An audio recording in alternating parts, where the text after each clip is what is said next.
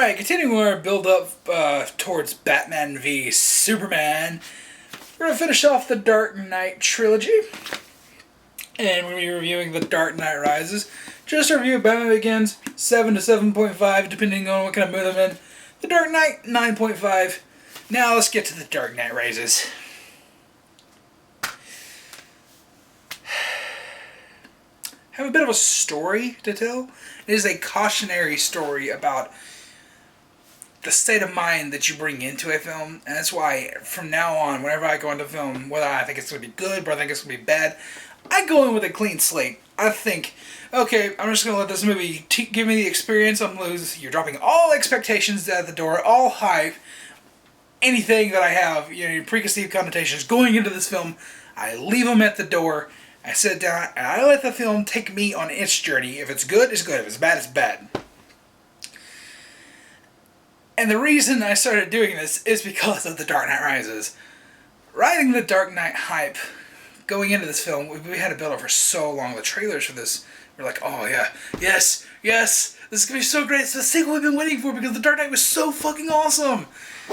And coming out of that film, that was blind fanboyism. If I've ever seen blind fanboyism. Ever. All of us that saw it, we just came out of the film, we're like, oh, that was like the best movie ever. That was so good. And I remember just the whole drive home, I just kept saying, that was a good fucking movie. That was a good fucking movie. Because I was smiling, and that's the way it sounded. And that's become a joke in between all three of us, me, Surprisingly Dolphin, and Eva Omega. Anytime we see movies, like, that was a good fucking movie. Because I flopped, flip-flopped so hard on The Dark Knight. I borderline hate it now. And that's only about the third viewing, because you've got it on Blu-ray. It's like, yes, The Dark Knight Rises. I can't wait to watch this again. Second time, I'm like, that wasn't as good as I remember, but it was still really good. And then I started reading online, reviews when I finally got high-speed internet in my house. And yeah, it took a while, didn't it? And I started noticing people picking it apart. I'm like, wait a minute. I didn't really look at this movie with a fine-tooth comb. Let me watch this again. And that's when I started noticing the flaws. And honestly, the first half of this film, fan-fucking-tastic. The first half, for the most part, is amazing. It is the same level as The Dark Knight. Where this film fails is after the sewer fight between Batman and Bane. When Bane breaks Batman's back, he breaks the movie. I've said that so many times in recent years, and I'm just going to keep saying it because that's what happens. The film leading up to it is awesome. It's like, oh yeah, Bruce is back in action. We love Selina Kyle. She is, I'm not going to say Catwoman because they don't call her Catwoman in the movie. She's fantastic. She's totally Catwoman. Sort of the first thing you see, you're like, yeah, that's Catwoman. Holy shit, that's good. Still to this day, that makes me smile whenever she just snaps into character in Bruce Wayne's office, I guess you could say, when she's trying to break in the safe. That's so good. It's so great. Anne Hathaway is fantastic in that role. And I really love Tom Hardy as Bane. Bane's plans are shit. They make no sense. But Tom Hardy as Bane is fantastic. Like I said, leading up, the first half of this movie, glorious. Second half, borderline dog shit. Like, first half, 9.5 out of 10. Borderline 10. Second half, 3 out of 10. That's how much I hate it. That's how much I flip-flop. Coming out of that film, I was like, oh, it's a good fucking movie. Such a good fucking movie. Now I'm like, half of it's good, the rest is terrible. And really, the whole prison, saga, I'm just calling it prison saga because it takes so long in this film. I hate it. It makes no sense. I don't understand. Why would there be a prison in there? This is the Nolan universe. That is such a very comic booky thing to do. It just sticks out so like a sore thumb. It's like the train in Batman Begins. It doesn't make sense. It doesn't belong there. That whole sequence is just way too long. And it makes the duration of Batman's screen time, not Bruce Wayne, Batman in the Batsuit, it's like 16 minutes. On screen time is 16 minutes in over a 2.5 hour film. What? That is so strange. I mean, he's not going to be Batman the entire time. We know that much going in, but there's really only 4 Batman scenes in this film. When I think about it, 4 Batman scenes. What? What? Like I said, Bane's plans make no sense. Like, attacking the stock market, like I said, that's in the first half. That's the shitty part that's in the first half, where it's like, where the movie starts to show its hand. And this is really all just David Goyer's writing, but, yeah. And then, the most obvious of obvious twists is that, whatever the fuck her name is Talia al Ghul. We saw that coming a mile away. Wonderful. And the way it's played in the film is just so, it's heavy-handed, but it's also limp-fisted in a way. It's like there, have it. That's pretty much that's the way they present it to you. And her death, oh my god, her death. That is the fakest death I've ever seen in a film ever. It's probably ultimately realistic. I never watched somebody die. I never really want to plan to watch somebody die. But just the way you say, it's so cartoonishly laughable. I can't help it. Every time I see it, I just laugh. And basically everything in the second half is just ugh to me. Like the fact that they lock down Gotham City. Even the military can't come in. It's like, oh, we have a nuke. You can't come in. No. And he drives the nuke around in a fucking truck around the city 24/7.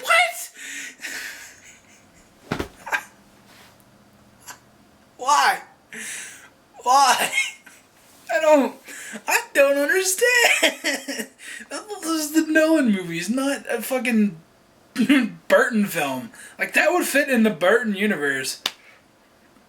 And maybe the problem with Batman Begins, with being like, oh, it has a toe in the Burton universe, and the problem with this one, because, oh, that just doesn't seem like Nolan, is because The Dark Knight is kind of a fluke.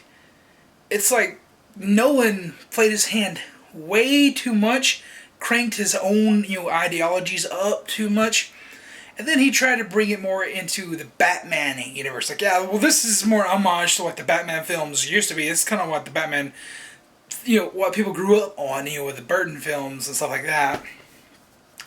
Because those aspects would kind of fit in the Burton universe, honestly. So maybe The Dark Knight is the reason that we just hate these films as much as we do. Not as much as I do. I don't hate Batman Begins. Go watch the review. Don't flatter me. I love Batman Begins. Like Batman Begins. But maybe the reason they look not as great in comparison is because The Dark Knight was so good that it was just so that it's its own thing. So realistic, so dark and gritty in its own take that these films can't really match it. They're never really going to be able to match it. And so it's kind of a fluke in that aspect, I think.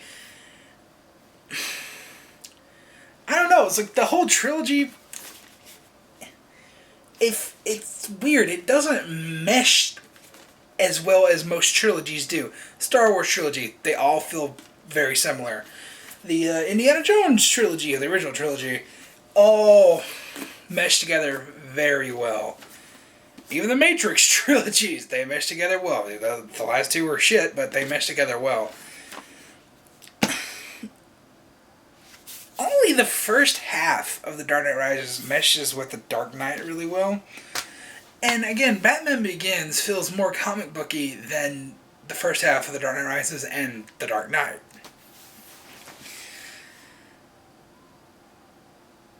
And it's so weird, and I think especially it shows in the titles, Batman Begins is a Batman film. It says Batman, and then the rest of them have The Dark Knight, which obviously carries a connotation like The Dark Knight Returns, which is dark and gritty, and that's what a lot of people like, and that's what BVS has taken inspiration from, which hopefully doesn't disappoint on that aspect. But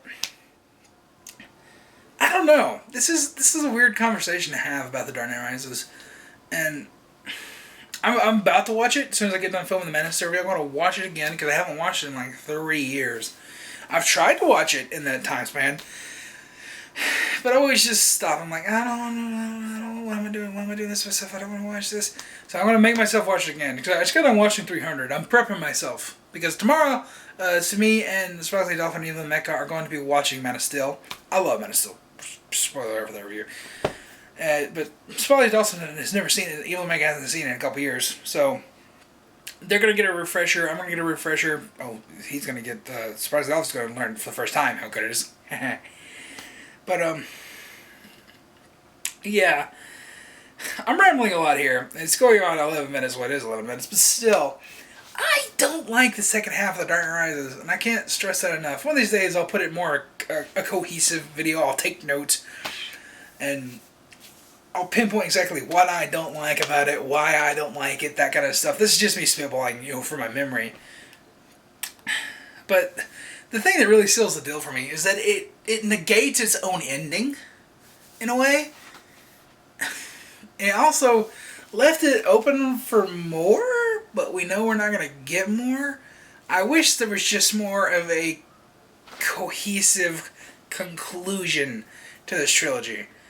And I think that's my main problem with this, is, mainly the second half of this doesn't gel well with the rest of the trilogy as a whole.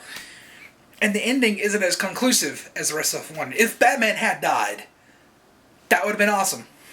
That would have been great. That would have been the perfect way for him to go out.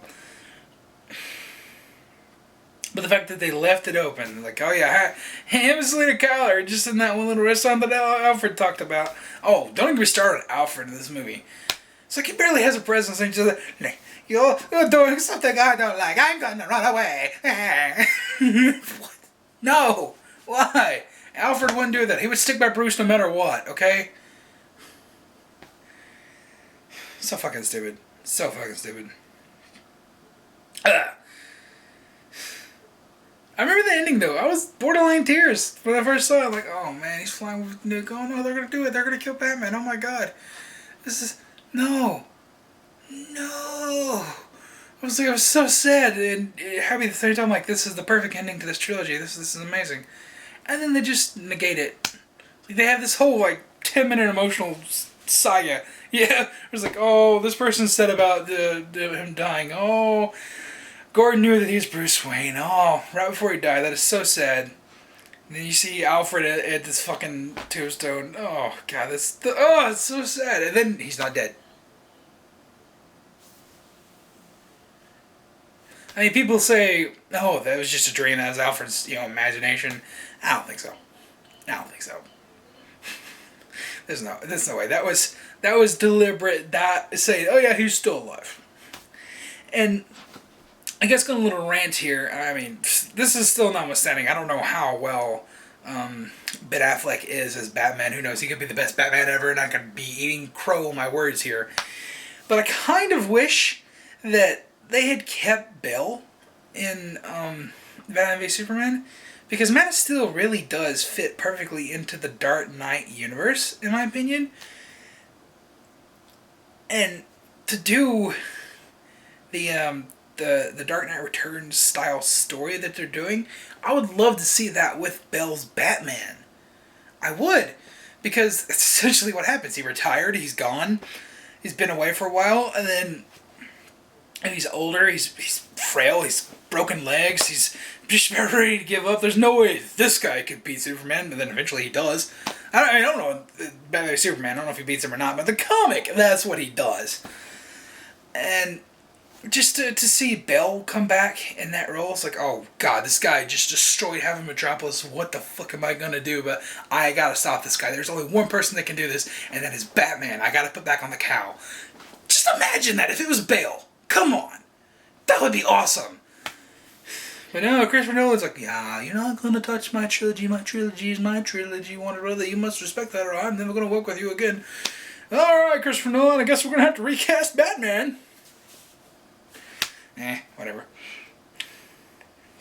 So I guess I gotta give The Dark Knight Rises a score because I'm running out of memory on my memory card for this. So I'm gonna,